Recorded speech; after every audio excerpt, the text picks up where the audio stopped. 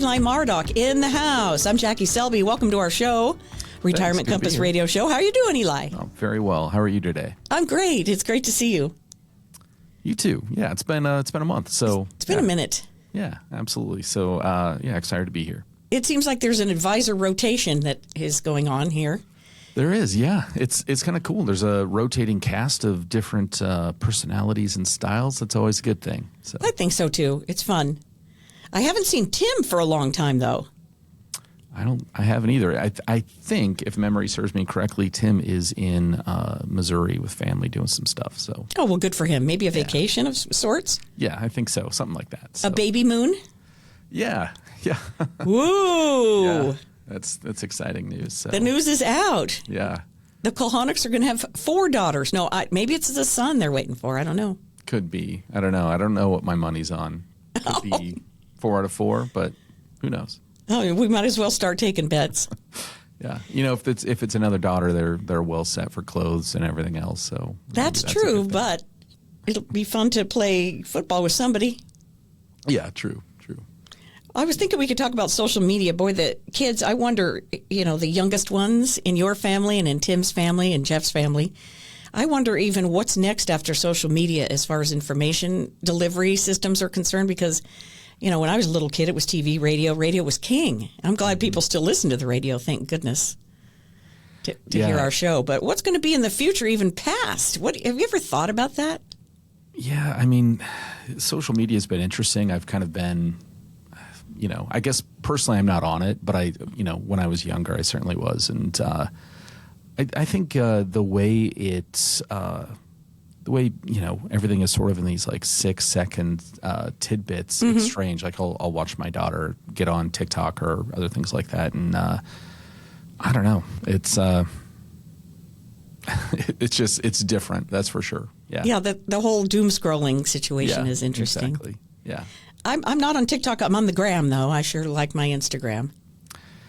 Yeah, it's been, I probably haven't had social media for 3 to 4 years at this point. So, but my wife will, cue me in when someone does something special, either gets married or gets a new job or passes away or something. So she's kind of my view into the world. So it all gets filtered through her. Okay, we got to stop this right here, right now. How do you keep up with the world? I don't know. I just read financial news and stuff like that. But there's a lot of noise out there, and I really try to focus on what I can control and what's important to me and my family. And yeah, that's fair enough. A lot of other stuff I just don't care for. I don't have the energy for. Mm-hmm. So. Financial news it is then. Let's dive in there for social media and how social media has really created how we spend our money, I feel like. Influencers, they're beautiful people on there, don't you think, doing beautiful things. And I was talking to Zach Vankus last weekend about, people appearing in front of their phone or their camera with a beautiful vehicle. And, it's lifestyles of the rich and famous, but it's not real. Yeah, there's a lot of comparison that happens. And I think that's tough when I think about my own kids. And it's I don't know, it's dangerous. People used to measure success privately and maybe against their neighbors, and whether you could pay your bills or help your kids, that sort of thing. And now it's all public, and so everyone wants to show off their vacation and what car they just bought or what watch they have, and how impressive your life looks in a 12-second video. And so but I think the issue for folks is that some people want the they want to appear wealthy, but they're not actually wealthy, and it's driving people to, I don't know, sort of, a leased car photographs the exact same as a car that you actually own, right? Or same with you could take a luxury trip and finance it with a credit card that you're paying 29% on, and that's true enough. You still get the sunset pictures, right? So so I think it drives people to do things they wouldn't do otherwise, and that's kind of dangerous, where there's this unrealistic expectation that people have for themselves based on these really fake, staged 6 to 12 second videos. Mm-hmm. So you're in firm agreement that social media has changed the definition of success for Americans? Yeah, absolutely. It's, success, I think, for a lot of people is all about whether you can impress strangers on the internet and not about what your options are, right? And that's, I think, for a lot of people, at least a lot of people I meet with that are high net worth, they're not super flashy, but they have a lot of options. And that's in my opinion true wealth, right? So you're not sort of stuck into one way forward. You've got a lot of options in front of you because of your past decisions, and so that's a lot different. Oh, wow, that's profound. Oh, thanks. There's an ease of going forward because of your past decisions. I like that. Yeah, absolutely. I just I think there's some folks that I meet with who don't have a lot of options, and that's tough. And Yeah, I can understand that. I'm going to hand out your number here. This is the number to reach Stonebridge Wealth Systems, 866-295-5146. Wherever you're hearing our radio broadcast, please feel free. Or on YouTube, Stonebridge Wealth Systems, 866-295-5146. It's funny that that discussion about wealthy people, sometimes it's not just a matter of what they show on the outside, but it's the way they appear on the inside. They have an ease about them instead of some frenetic behavior that they have to get onto the next earning opportunity or show off opportunity. Yeah, you're right. I would say, for the folks that I've met with who are truly successful, they're not trying to showcase their status all the time or show everyone how wealthy they are or they're more concerned.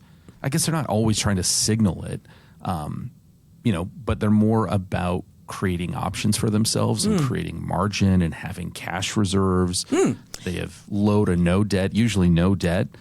They've got investments working in the background or real estate, so they're diversifying, and they have very specific plans. They're not thinking about how do I show random people on the internet what an amazing vacation I had. It's all about, do I have a plan for my taxes, my healthcare, and income and legacy, all this other right. Other stuff. I'm just concerned for the next group of people growing up. I hate to say the next generation. Some of these terms that we use they're so overused that maybe they lose their effectiveness. But for the next group of kids who are going to be facing, their work life and then eventually their retirement life, I hope that maybe they're the better generation than younger ones than we here in the middle. Doesn't it all cycle through like that? I don't know. Yeah, I don't know. I think there is, hopefully, I think with younger kids, they'll be able to see through this stuff so quickly in a way that maybe folks that are older can't and are still kind of, I guess, can't see through the veil of how fake everything is on social media, how set up it is. But,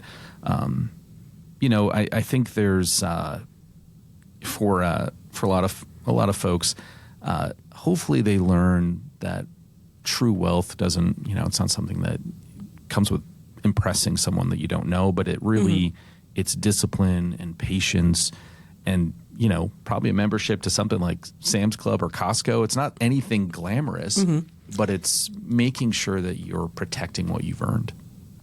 I think that's so important. The values of Americans, by and large, especially in the center of the country, certainly reflect what you're talking about. It's the fringes. It's the excitement. That's what's on social media. And I just hate for it to ruin the next generation. See, I said it. Well, and it amplifies. That's the other thing that's, politically as well. So I'm not a politically charged person, and I try to keep very, aligned to the middle and just to what the smartest thing is. That's my viewpoint, right? But the fringes, you're exactly right, get the most attention on the most outrageous things. And so that's where you have this echo chamber of people saying absolutely terrible, outrageous things, but they get the most attention for it, of course. And so just like the kid in school who was a complete clown. Sure. Right? Because you have to discipline that child. And so they get the most attention. Yeah. Same in the family. Yeah. No, that's definitely true. And it can get negative too. I think, I was just reading some study. I can't remember what university did it, but it was about how, especially when it comes to, sort of like online bullying, and then this gets into a whole other thing, but it's really dehumanizing. and people are very different to each other online than they are in person. And I think there's a lot of potential for cruelty, and people say a lot of things they wouldn't say to someone if they were actually in the same room with them. I agree with that. Doesn't bring out our best nature. Right. We grow brave with the texting and with the entering in there. For sure. Do you want to real quick, we've got, I don't know, a minute and a half or something like that. Do you want to talk to, link this into why it would be important to come in and see you? Yeah. I think the big thing here is that for folks that I'm sitting down with, especially right now with successful families, there is a lot of financial stress, I think, that folks experience right now, and you might not see it by looking at social media.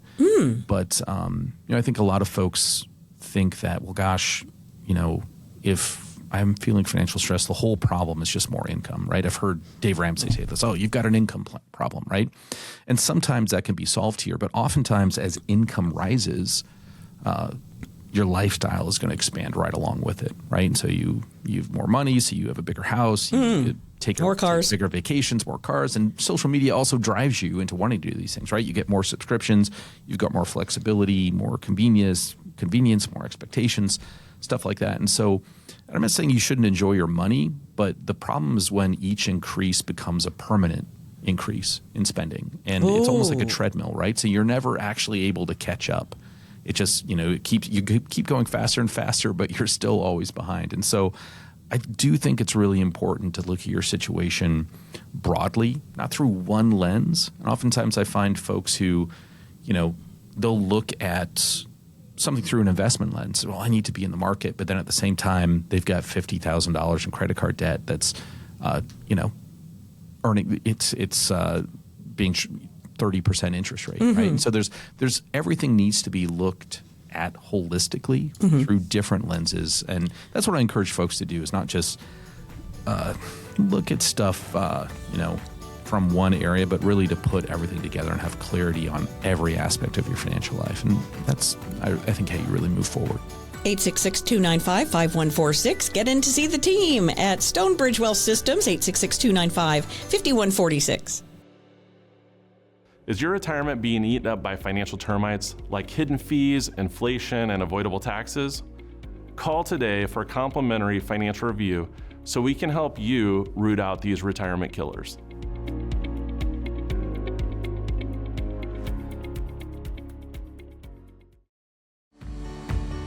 We've got Jeff Gove joining the program. How are you, Mr. Gove? I'm good. How are you? Good. And at Eli Mardock, also, I'm Jackie Selby. We're talking about social media and the influence on our finances and our perception of money. And Mr. Gove, what do you think? Have you heard about this FIRE movement? Why do you think this has become so popular? Yeah, I think you're talking about social media and how that impacts, the decisions that we make. And there's good and bad there. If you go to YouTube, there's a lot of really good information.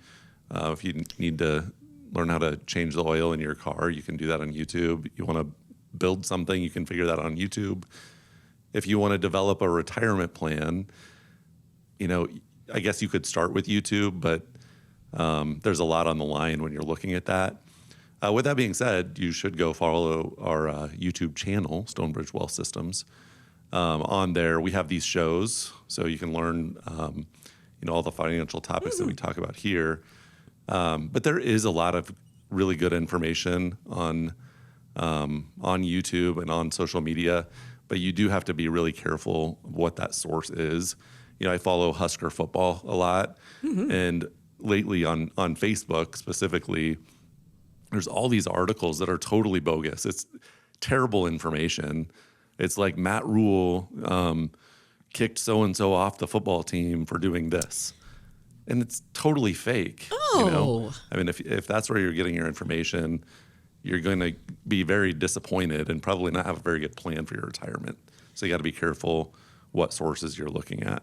That's defamation of character. I would, that's a lot of that goes on the internet.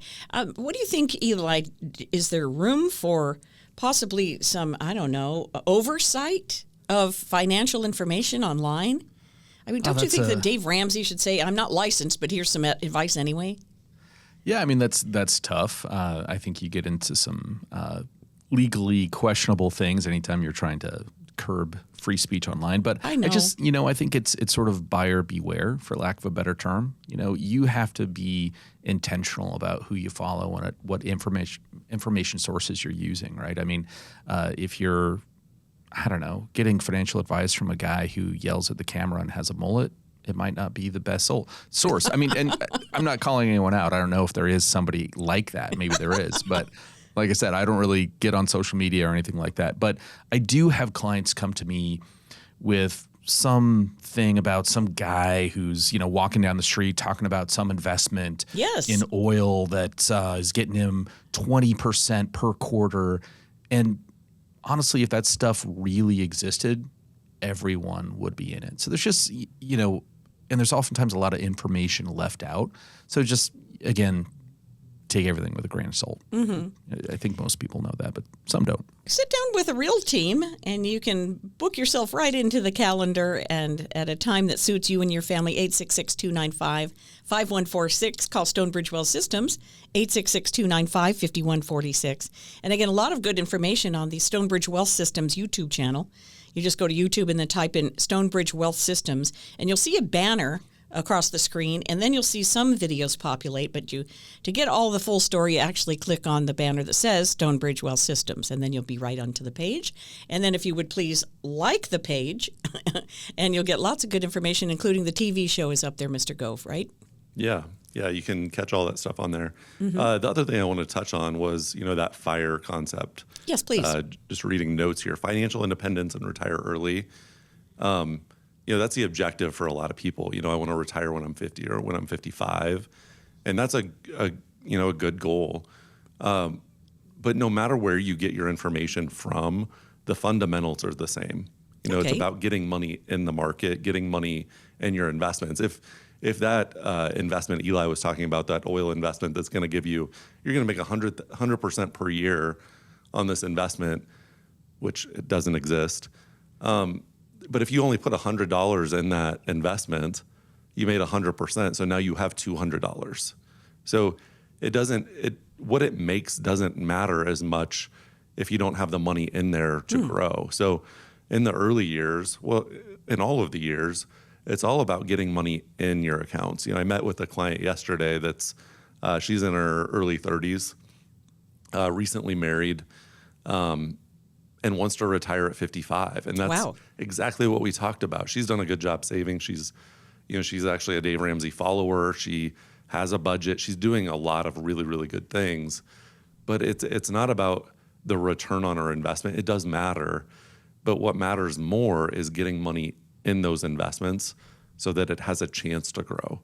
So making sure you're funding the things that you need to grow, making sure that if you have $60,000 in the bank and you only need $20,000 for your emergency fund, that $40,000 isn't growing.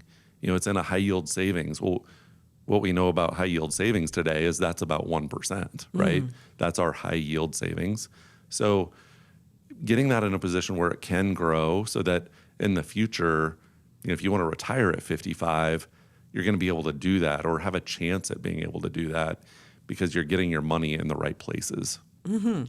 That's very good information. 866-295-5146 to call Stonebridge Wealth Systems and talk to Mr. Gove or Mr. Mardock or one of the other super educated and very easy to deal with advisors. 866-295-5146. Experienced. That's what I'm supposed to call you guys. Experienced, right, Jeff? Yep, we are experienced. We have experience. You have experience. You have a lot of experience. So the FIRE movement. All right. The woman that you're talking about, she wants to retire at 55. Just to be nosy, how is she going to pay for her health care until 65?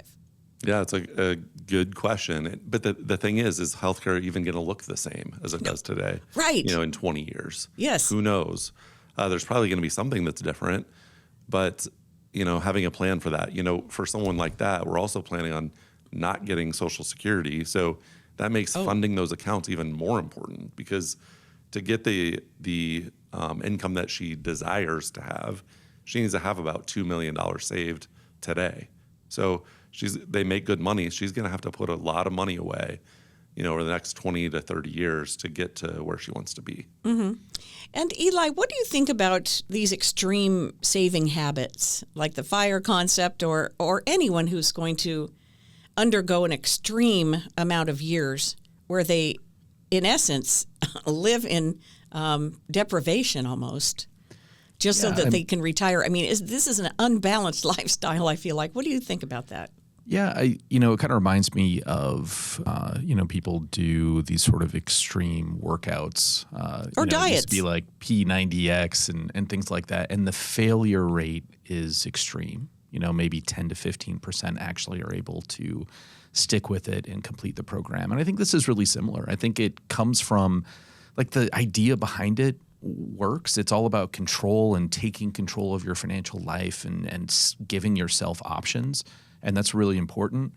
But if you fail, like if I went to the gym and the personal trainer said, Eli, you want to, get ripped and whatever your goals are, you need to go, 6 days a week for 5 hours every day. And here's a workout you need to do. And we're going to progress it over time. And it's going to get harder and harder.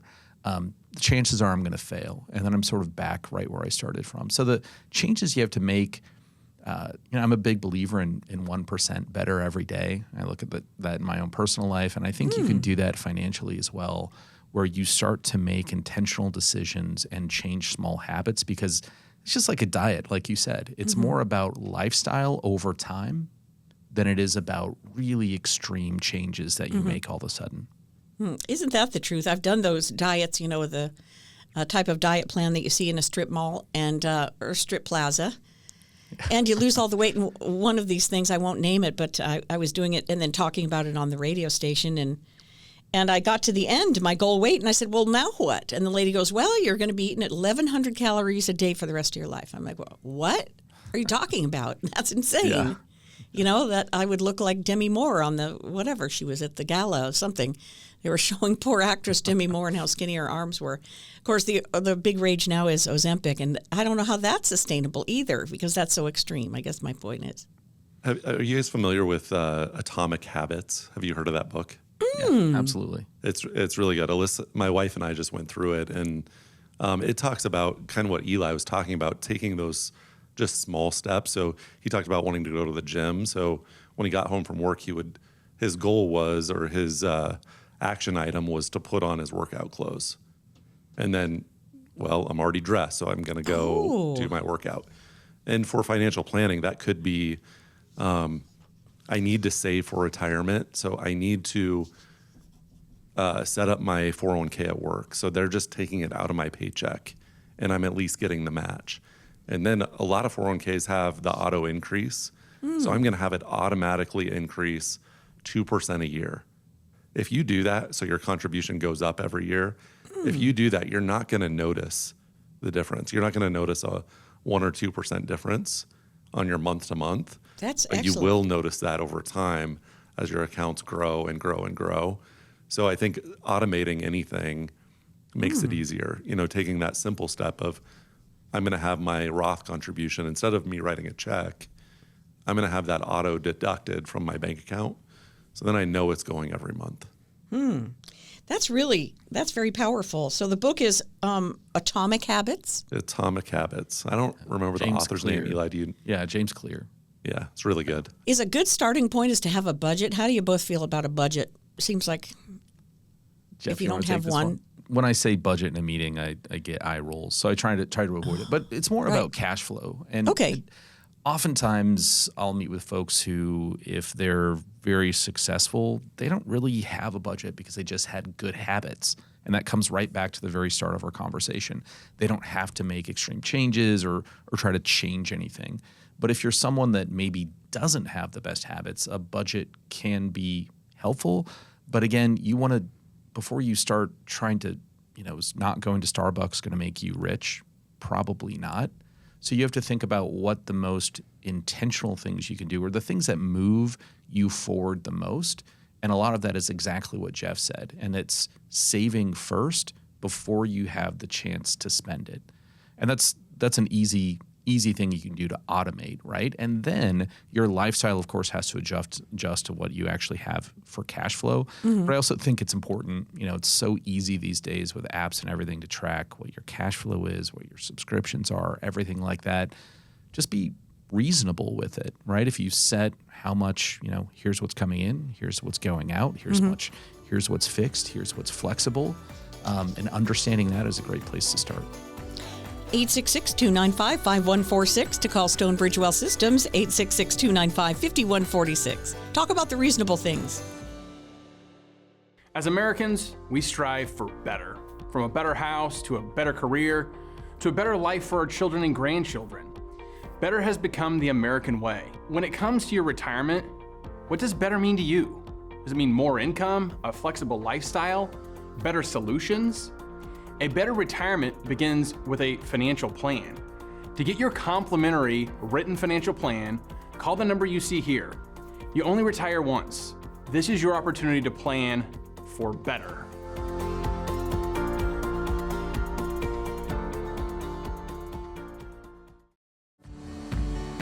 Hey, welcome back to our show. It is scientific, all of the agricultural information and details that go into growing the corn and growing the grains and handling the animals. Welcome back to our show, Retirement Compass Radio Show with Stonebridge Well Systems. I've got Jeff Gove and Eli Mardock, and I'm Jackie.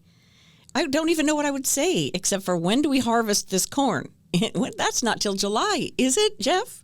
It's a little bit later than July. It is? Okay. It's like a fall type of thing. Oh, it is. Oh, they need to be eye level in July? What's the old saying? I don't know. Knee high. Oh, knee high in July. Yeah. Oh.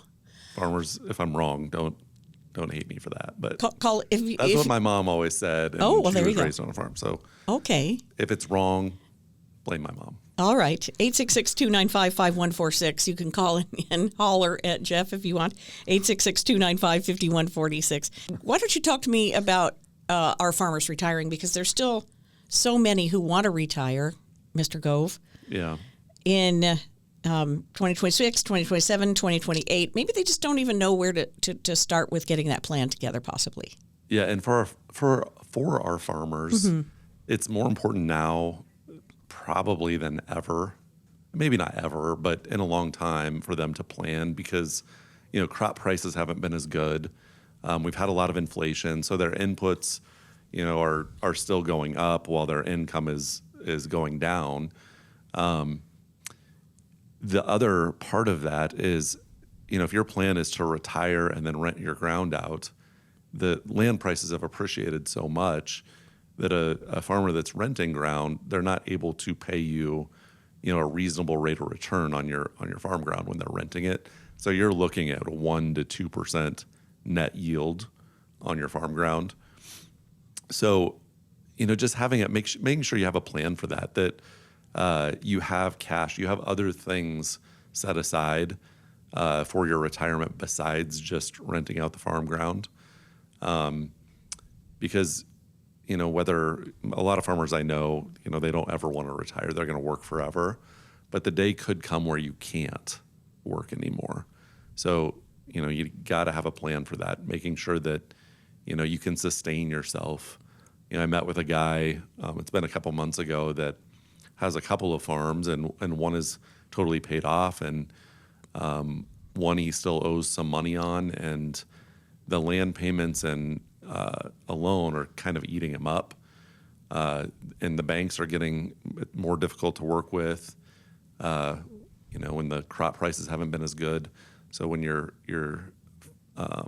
got your operating note, they're not willing to loan as much on operating notes, so they might cap you. So now, maybe you're carrying over a note from one year to the next, and now they're capping you, so you've got to be able to fund your inputs, but also knowing I got to make that land payment, and I got to be able to try to pay this note off, and I got to eat. So a lot of things got to happen.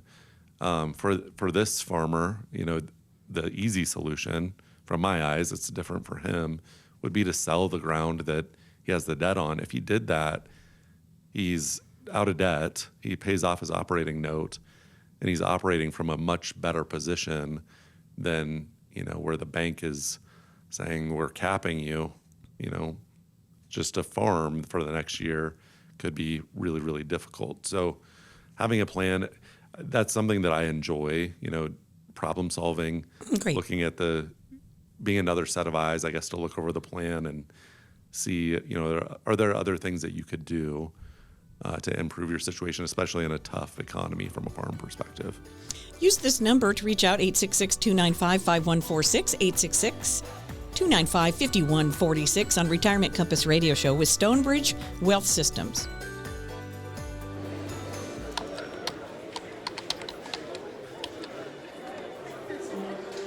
The work never seems to end until the day it finally does.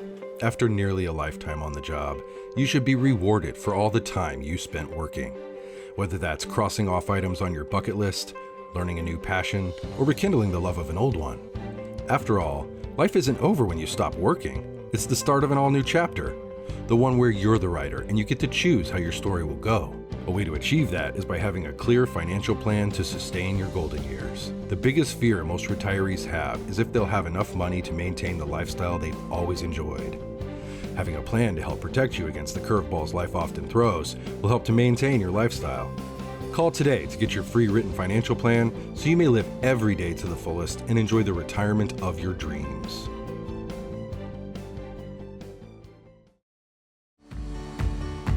Everything's good with your life and your job and family and all that until it's not. Welcome back to Retirement Compass Radio Show, brought to you by Stonebridge Wealth Systems and Jeff Gove and Eli Mardock with me from the firm. And people are going along, aren't they, Eli, until they get the pink slip in the box. And unfortunately, we've had a lot of that in 2026 and 2025. Yeah, life, life is what happens, I guess, when you're busy making other plans. I think that's in a John Lennon song. Mm-hmm. But I've had a number of meetings lately where, things that you don't plan for certainly happen. I met with a gentleman in Omaha recently who, post-COVID, came down with a health condition and was forced to retire early. And so for him and his family, there's a lot of planning around that and what they can do. The thing that really jumped out to me in this, and it's something where I think for a lot of folks, they've never had anyone really sit down and show them, well, based on where you are now, this is what your tax picture might look like in 5, 10, 15, 20 years versus, if you were to just continue with your same direction, right? And so, but really jumped out to me here for this couple because they're very, very high earners. And this healthcare event was completely unplanned for, is that he's now in this situation where their income is significantly lower, and he's got this sort of 20-year window now between what he is now and then when he'll have required minimum distributions or RMDs. And for them, this actually becomes a really amazing opportunity in terms of tax efficiency, right? And so they're sort of in a position where they're both, like I said, high earners. They have a good amount sitting in tax deferred accounts, but no one had really ever talked to them about how tax deferred money works, right? And how that long term becomes, well, you get to keep it now and not pay tax on it. It'll grow deferred. Deferred just means delayed. But, by the time, if they were just to continue to let that grow until they're 75, their first RMD, mathematically, when we looked at that, was around $900,000. Oh, my heavenly days. Between the two of them. And, I mean, it's enough to make you sort of fall off your chair because that's the first one. And if you're familiar with RMDs, it's based on an actuarial table. It's called the Uniform Lifetime Table with the IRS. It's the same for everyone. It's based on life expectancy. So as your expectancy goes down, the divisor, of course, will get lower and your RMDs just get higher. And so, that's the starting number, and it just gets worse and worse for them. And so every dollar there, of course, they're pushing to the highest possible bracket. So there's a lot of planning to be done there. But it's, sometimes, I guess when I think of this situation, it's something where an event like that it's unfortunate and, at least the health event, but something that they're dealing with and they're making adjustments. But it also created an opportunity there where they're able to take action and actually correct these things, which are important for not only their retirement later, but for their kids as well and how they'd inherit that money. And what is the exact opportunity they're talking about to convert some money to Roth? Is that what you're? Yeah. Sorry if I was vague on that. Yeah. So because they have this essentially long, what we'd call a golden window, right? So from, with his income really being cut in half, household, right, without his income and just his wife's, then moving forward, at least until there's some viable treatment options for what he has, they have this long runway to convert and really stay in a tax bracket that they're used to. And, mathematically, when we were able to look at this, it saved them a lot of money over time and taxes otherwise that they would end up overpaying to the IRS. And for their kids as well, and I know this is very important to them, that creates a tax-free inheritance for their children as well. And so it just that's nice. Gives them a lot of options versus where they were at right now. Well, God bless him and his trajectory to find the right health care. 866-295-5146 to reach Stonebridge, and you can strategize yourself if this is ringing a bell for you in some way, shape, or form. 866-295-5146. The health care aspect is so darn important. And without proper coverage, I feel like, and I don't just mean healthcare coverage, but what are you going to do for long-term care? What are folks thinking about how to pay for and keep up with increases in all kinds of expenses to do with healthcare in retirement years? Do you want to talk about that just a little bit, Mr. Gove? Because I think a lot of people are facing healthcare issues they don't even maybe know about yet. Does that make sense? Yeah, and we've dealt with that, where you think everything is good, and like you said, it's good until it's not. Yes. None of us are guaranteed tomorrow, is the fact of the matter. One thing I wanted to mention on what Eli was talking about is, if you want to know what your tax liability is, you can go to stonebridgetaxbill.com. It's a free tool where you can just plug in how much you have in those tax deferred accounts, and it'll tell you what that tax liability over your lifetime looks like. So I'd encourage everybody to go there. It's free. But we also talk a lot on the show about how taxes and healthcare are going to be two of your biggest expenses in retirement. And those are two things that you can't avoid. You're probably going to have healthcare issues. We all got to pay taxes. Mm-hmm. So having a good plan for that, if you're on Medicare or you're going to be on Medicare, it doesn't cover dental and vision, for example. So you're going to have to pay for that out of pocket. Those are the cheap things, when you put it in perspective, comparing that to long-term care, which right now, we got some clients in a nursing home that are paying, $12,000 to $14,000 a month. Oh, Lord. For their care. So it's very, very expensive. So that's something that can eat through, if you have a farm or you have a business or you've saved well, it can eat through what you've saved through that nest egg really, really quickly if you don't have a plan. And the plan it's going to be different for everyone. For some people, they can self-insure those risks. For some, they could self-insure, but they choose not to. They say, I want to give the insurance company some of the risk. So maybe you get life insurance with long-term care. So you're buying a pool of, let's say, $500,000 that's going to go tax-free to your kids, or it could be used for your care. You could do something like that. There's still one policy that I know of that has unlimited benefits where it would pay for as long as you need care. So you could use something like that. Maybe you were in the military, you served, you have VA benefits. Maybe if you haven't saved well, maybe Medicaid is going to be the answer. The thing that we always come back to, though, is the most important thing is having a plan and then communicating what that plan is, because that's going to give your loved ones the ability to make those decisions with a clear conscience. They're not putting mom and dad in a home. They're implementing the plan that mom and dad developed. So communicating that plan to your kids, so it gives them the ability to do that, again, with confidence. They don't have to, quit their job to, bring you into their home because they don't want to have to pay for the care.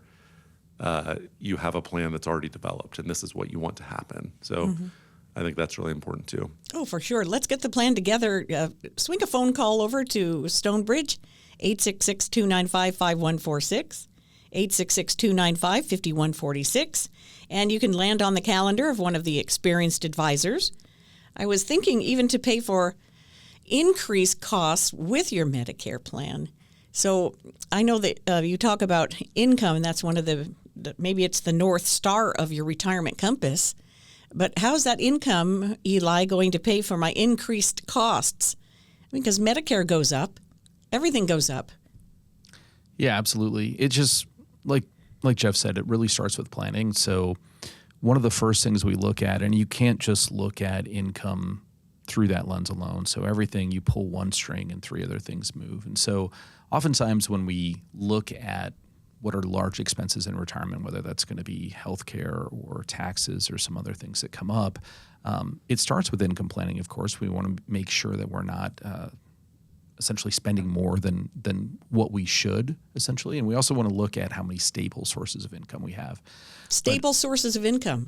Yeah. So, and what I mean by that, and I don't like want to that. get jargony, but essentially sources of income that aren't tied to market volatility, right? And so there's different tools that we all have available, right? So Social Security is the one that everyone, if you've worked and you've, got some work history, then you're likely going to be eligible for that, right? Most folks are. But so that's, of course, something that, the market can go up and down, but that will last for the rest of your life, and it's a stable income source. That's really important. Sometimes, though, if, let's say we worked part-time or we were doing other things or whatever, you might have lower Social Security. And so there might be other options that you could look at to create more stable income. Sometimes folks will use an annuity for that purpose. Mm-hmm. Sometimes folks will have a pension with certain employers. And so, but really understanding what you have for stable income and then how to build additional stable income sources on top of your base is really step one here. And some of that can come from investments. But it's something where, oftentimes we'll find with folks, there's a lot of planning to do that it's not just income planning, but it goes hand in hand with their investment choices and how sustainable those are. If you're shooting for the moon with your investments and we have a market correction like 2008, your income plan is going to change. Your long-term care plan is going to change as a result of that. So really you have to have a holistic view of all this and really a multidisciplinary approach. Because, again, you can't just look at income planning on its own or healthcare planning on its own or estate planning on its own or investments on their own. They all go together. Sure. Mr. Gove, what's the story that you hear most often from retirees who come in worried about that income part? Yeah, for most people, it's, I think I'm going to outlive my assets. I'm going to have to go back to work sometime in retirement. So, and that's exactly what the Retirement Compass will do for you, is give you that peace of mind, because we're going to test your plan before you actually retire. So then we have, a pretty good idea, because we're running 1,000 different scenarios with different market conditions. We can look at, higher or lower interest rates. We can look at, a decreasing Social Security, what would happen. So we can look at all of that stuff before you go in. But that's the key. Do it before you go into retirement, because then you know what that picture looks like.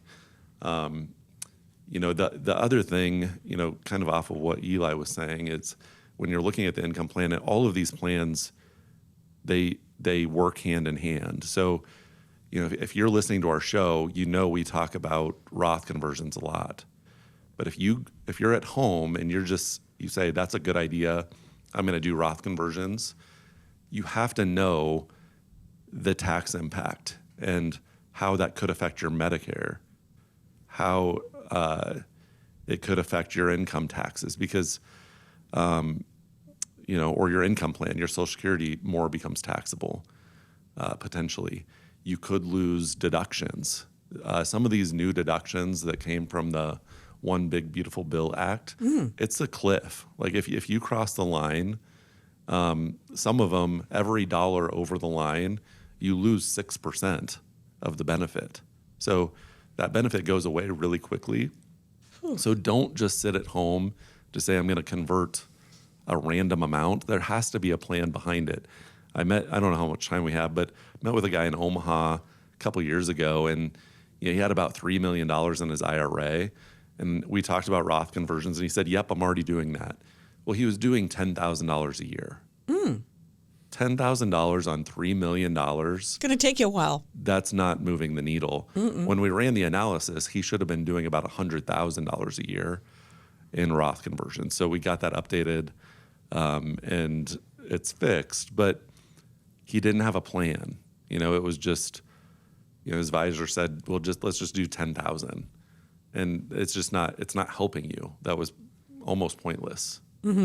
Hey, speaking of that, if somebody is listening to the show or watching, whatever the case may be, and you do have a financial planner already, but in your gut, you're not feeling any movement, use this second opinion hotline to call Stonebridge Wealth Systems, 866-295-5146, 866-295-5146, Retirement Compass Radio Show. Be right back. Did you ever think your retirement would be shared with our government? It's true. Your traditional 401k, IRA, pension, or similar retirement accounts are like a partnership with the IRS. Simply put, they want their tax dollars, and you have them. With our latest tax calculator, you can plug in your own numbers while sitting at home. To find out what your future tax liability could be, scan the QR code or go to stonebridgetaxbill.com.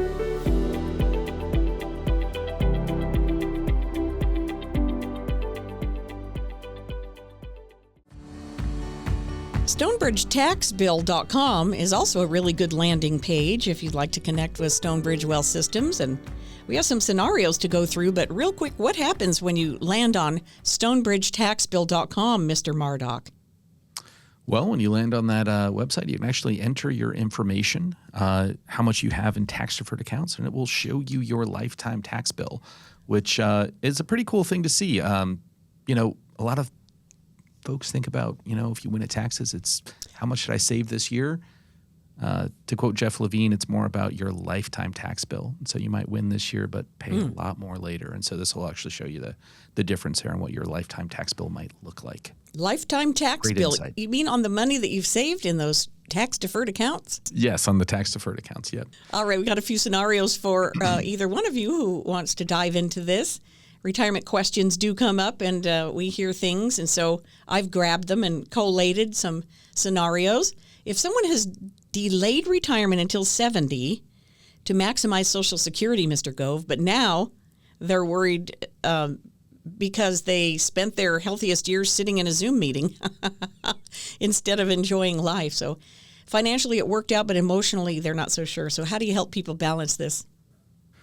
Well, for those individuals, we're already at 70, so get the Social Security turned on and go enjoy your life. But yeah, for the people that are considering doing that, the plan is we're married, we're gonna both wait till 70, then we're gonna retire and go do things. In the end, if that's what you really want to do, then by all means go do that. But if it's just to get the most out of Social Security that you can get, or I think we have to work till 70 to make our plan work, that would be a reason to give us a call. Let's test that to see, could you retire at 67 or at 65 or at 62?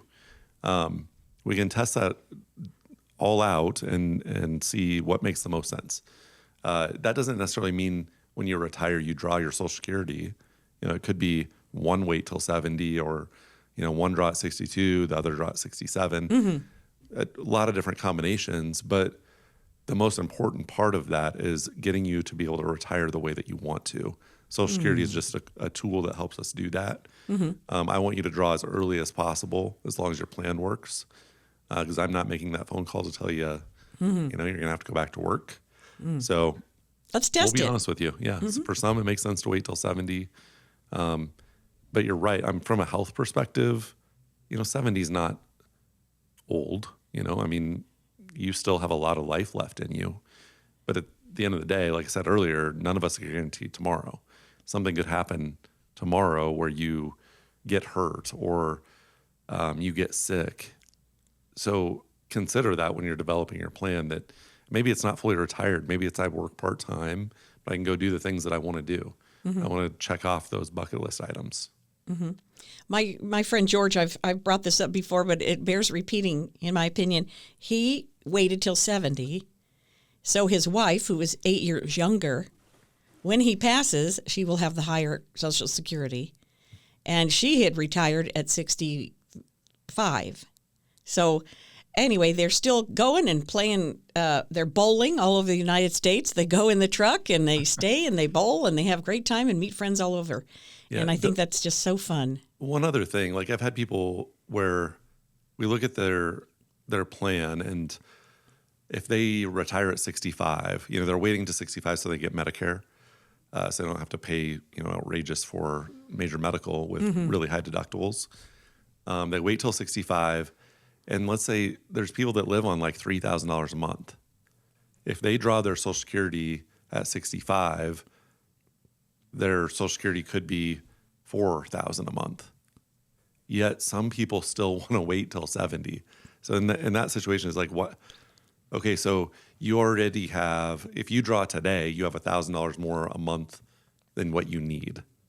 If you wait till 70, it's going to grow 28%, from 67 to, or whatever it is, 27. Oh, golly. Yeah. So now you have way more excess income for what? If you're living on $3,000 a month, that means you're probably pretty frugal. Your spending habits are pretty well locked in. So having more excess income is not going to do anything for you. What you would have to do between 65 and 70, though, is spend down your own assets. So if you have that money put away, now you have to live on the money that you put away. And if both of you died at 69, for example, you didn't get anything from Social Security. So I want you to draw as early as possible. Again, if it makes sense. Yeah. But don't just let it grow just to get more. I mean, look at what you need from it to make that decision. Yes, because you don't get to give it to your kids. Right. It just gets reabsorbed. Isn't that something? 866-295-5146. The Borg absorbs that money. 866-295-5146. And resistance is futile. Mr. Mardock, are you a Star Trek fan? Yeah, I actually got grounded in 6th grade for sneaking out of bed to watch Star Trek: The Next Generation. Oh, my gosh. That much of a nerd. Sorry. Did you tell your parents? Have you reminded them of that? No, I'm sure they remember it. We had an old house built in 1890, and I had to crawl out and like very carefully go down the stairs and turn the TV on at 10 o'clock to watch it. And it was too late, and I got grounded for a week. So. Oh, a week? That is severe punishment. Severe, yeah. All right, 866-295-5146 to reach Stonebridge. How about this? Retiree checks their investment accounts more often than their blood pressure. I forgot how funny I was when I wrote this. And somehow both numbers are stressing them out. They've got $900,000 invested and enough income to cover basics, but market swings are ruining their mood for days. How do you talk to people about volatility and not having it take over their life? It reminds me, my grandpa used to say, if you check the market every day, it's like you've got a yo-yo in your hand and you're focused on that, but you're walking up a hill at the same time. And so the market is, it's inevitable. It is always recovered, but short term it's unknowable. But I think for a lot of folks, I think it's okay to keep an eye on things, but oftentimes, I guess in my experience, a lot of the folks that I work with now that have been very successful didn't check the market all the time. They didn't get scared when everyone else got scared. They didn't get greedy when everyone else got greedy. They really focused on being consistent during that accumulation phase. And whether the market was up, that's great, meant their accounts were growing, or whether it was down, they saw that as an opportunity to buy at a discount. If you think of the market in a way, the easiest example that I use in meetings to explain it is like it's a slinky, and it's going to expand and it's going to contract, and you've got the same number of rings, right? And that's what it will always do. But you can use that expansion and that contraction to your advantage sometimes. But for the most part, you don't want to focus on that. And so, something where it's exhausting for people, I think, to do that. And so I think it's good for your mental health to focus on the big picture rather than the daily volatility. But also at the same time, we know that there's going to be volatility in the market. There's going to be a bear market every 5 to 6 years. And so I think if you're set up, if you're invested away where you assume there's not going to be higher inflation, or you assume there's always going to be a bull market and everything's sunny and that's sort of how you leave things, you're going to be tripped up by market volatility. And so I think having a proactive approach where you really are, for lack of a better word, but you're approaching things to be all weather or all terrain, and you're prepared for sunny days and for rainy days and for storms and all the different types of market conditions there are, but you're doing it proactively with the right investment choices, so you're not reactive to market conditions, because that's too late, but you're proactive, then I think you will sleep a lot better at night. And I think my clients do. When the market goes down, my phone isn't ringing off the hook, because they understand that we already built our portfolio to sustain volatility. Oh, it's just sustainability of it is a marvelous thing. 866-295-5146, 866-295-5146. You can call and talk to a member of the team, get on their schedule. If you want to talk to Eli, maybe he would record a meditation reel for you so that you can feel very... I do that for all my clients, absolutely. Yeah. Okay, how about this one?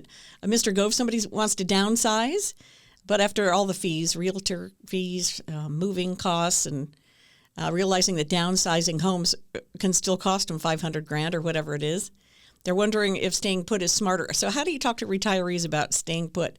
The Homestead Act has to have something to do with it, right? Yeah, where are they moving, Jackie? I don't know. $500,000 to move? Well, are you including the house? Well, you must include the house, yes. Okay, good. I mean, I hate to say this, but it all comes back to the plan. Okay. Like, we want you to be able to do what you want to do in retirement. So if that means you relocate, or, we've got a lot of clients, a lot of people that have kids all over the country. So I don't blame them for wanting to go be closer to their kids or grandkids. It totally makes sense. So if it costs you some money to move, you're going to sell your house here, right? So that's going to cover hopefully buying the new house. And then you might have some expense for moving, hopefully not $500,000. But budget that in. It's okay. It's okay to spend money in retirement. And that's what planning allows you to do. It gives you that license to spend. We want you to spend your money. You've saved it. This is the purpose that you saved it for. We're coming down the other side where you've been going up the mountain, you've been putting money away. Now we're coming over the other side. It's how do we take this out efficiently? And so we want to do it efficiently, pay as little in tax as possible. But yeah, do the things that you want to do. Just make sure it's part of your plan, because you don't want to overspend in that move, or you buy a second home in Florida that you can't afford, and now it's sending you back to work. We don't want to do that. But all of that stuff you can plug in. Right. Let's plug it in. Plug it in with Stonebridge. Here's the number, 866-295-5146, 866-295-5146. And for Eli, Jeff, and I, see you next week.